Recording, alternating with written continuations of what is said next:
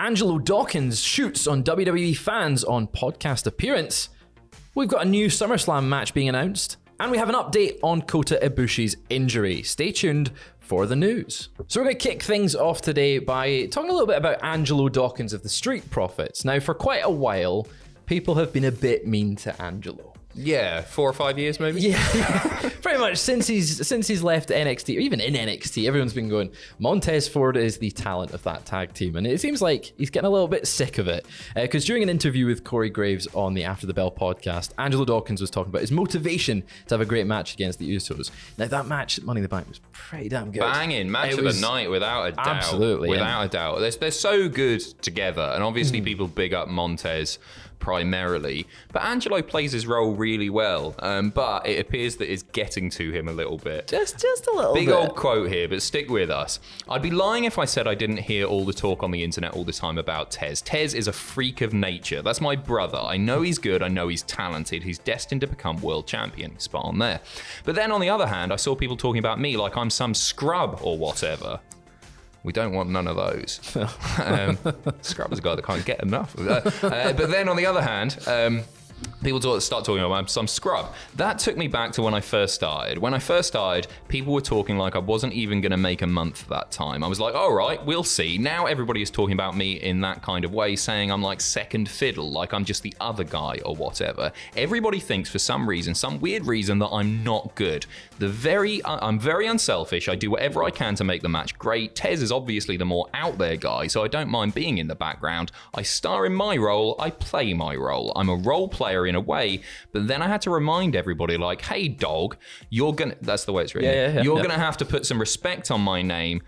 The talk is starting to pee me off now. You're about to see a much different me. He didn't say pee, he said the full word. He said the full Rhymes one, with but miss. I think he's spot on there. He has been, as much as we want to see, we always think Montez is the guy. Dawkins plays his role really well in that tag team, and especially I think in the past maybe year, we've really seen him in a new light in terms of how much he's putting into a match.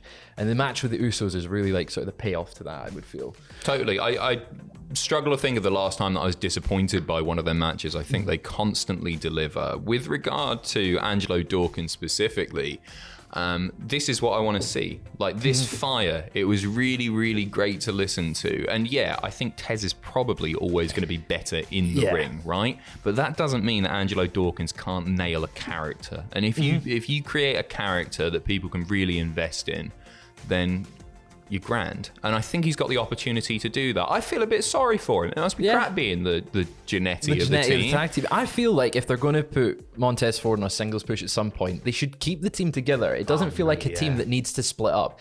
Now, we've seen that with so many tag teams where it seems like it's a trope. The tag team always splits up, one of them has a singles push. So we don't need to see it here. The New Day did it really well. Yep. And it could happen at the Street Profits. And I think Angelo Dawkins would be a great, just background guy to help push Ford up. You're still burying him. Not You're starting to pee him off here, Fraser. I'm starting to pee him off. Have it literally in the background. They've got have him supporting him. But yeah, I agree, man. Like they're so good together, and then you get the odd tag team match, and after the inevitable Montez Ford world title reign, they can go back to tagging just like the New Day did. No, I honestly, I think it is played out. It's really tired the whole, especially when it's just the big guy attacks the smaller guy. Yeah. I don't want to see that here. I think there's probably more money in them remaining mates. Well, they've got a big opportunity at SummerSlam for the tag team titles. And staying on the SummerSlam news, we've had another big match announced because we're seeing Liv Morgan defending her newly won SmackDown Women's Championship against Ronda Rousey. Now, we saw her cash in on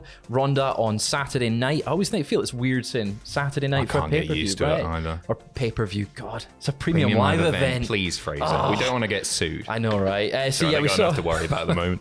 On last night's SmackDown, Liv, joined the blue brand for the first time since Money in the Bank, and was interrupted by Ronda and Natalya. Later on Rousey and Natalya went to have a match to decide who would then go on to face Liv. Yes. It's weird though, because they're also saying that Liv is going to be wrestling Natalya next week. That's been announced. I don't fully get this. Anyway, your match is Ronda versus Liv at SummerSlam. And It worries me a little bit, right? Yeah. Okay, I'm gonna. The pessimist in me is gonna talk now. I'm really, really worried that Liv is just gonna drop the belt back to Ronda, and then Charlotte's gonna come out, and we're gonna get Ronda and Charlotte again. I'm surprised it's not a triple threat already. It could turn out that way. It could turn out that way. There's beef there, all fronts. Okay, but now the optimist in me, maybe, just maybe, Charlotte comes back and somehow, because they're best buddies, best pals. Liv wins the match with Charlotte's help. Unintentionally, like Liv wouldn't want it or anything. Yeah. And then Charlotte and Ronda can do their thing, not for a belt. And I can just skip those parts of the show. I can just fast forward them and not watch the highlights. Yeah, you don't have to watch that's it. fine with me. I just don't want that belt back with Ronda or Charlotte right now. It's Liv's time to shine. Keep it away from that picture. I feel like Liv has a good chance because they seem to be behind her at the moment. I think her and Ronda are quite good pals outside the ring, and that she was quite adamant that she be beaten for the title by Liv. Yep. So maybe we will actually see Ronda put Liv over. It'd be nice, clean. It would be so nice. I don't think it'll happen personally, but it would be really nice. But we're sticking with SummerSlam because a stipulation has been added to a current match. We're actually going back to talk about the Street Profits and the Usos. The titles are on the line. I'm excited for the match because we saw how good it was at Money in the Bank. But it was announced that there'll be a special guest referee for the match. We've not got a name for who it could be. No. Any bets? Solo, maybe? That's actually a really good shout. I was thinking Sami Zayn. Sami Zayn the makes bloodline. Yeah. You know that he's in there. Rikishi. Rikishi? Yeah. You have him come out as a member of the bloodline. Just trying to think. The Rock. Yeah, I mean that would be quite a big name. Seeker. Anyone else? Seth Rollins, just for the Shield. Yeah, Seth Anawahi. Dean Ambrose returns. Dean Anawahi. It's gonna work the whole time. I think you'll probably be right in Sammy actually. Yeah, I like the idea of Solo. I was thinking a bit out of the box there, maybe. This could lead to the downfall of the bloodline. Have Sammy maybe cost them the match inadvertently. The Usos lose the belts, and then that kind of goes into Clash at the Castle.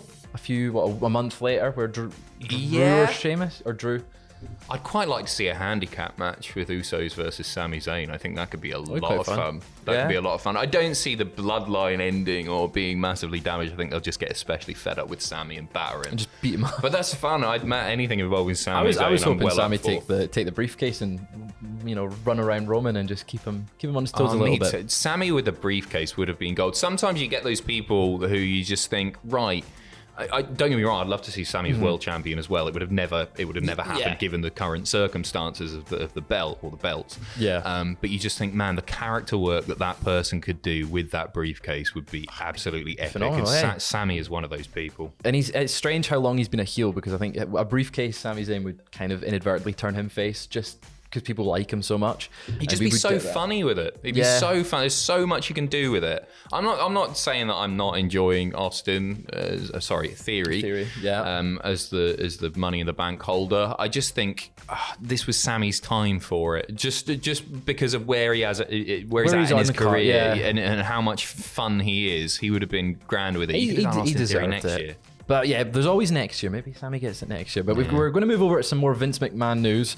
It seems that Fightful Select is reporting that after SmackDown next week, Vince McMahon will be flying over to Vancouver. Why is this, Adam? Well, they haven't properly specified, but it's looking like he's off there to meet John Cena. So John Cena's filming in the area. Yeah. Fightful told that John Cena wasn't confirmed for SummerSlam. However, there were rumblings that they were going to try and nail him down for a match at WrestleMania next year. I was really expected to see him at SummerSlam. Not for the past couple of weeks, but I really thought the return way they were was building it up. Yeah, right? I thought that's building to something. That's not just him coming out. And I think we reported the other week, or the other day, I should say, that Theory versus Cena has been kind of pushed to WrestleMania, and it was originally going to be on the talk for SummerSlam, but Cena is meant to be off filming Peacemaker Season 2 for the DC shows, one of HBO's Max's series, and that's meant to be taking place over the fall.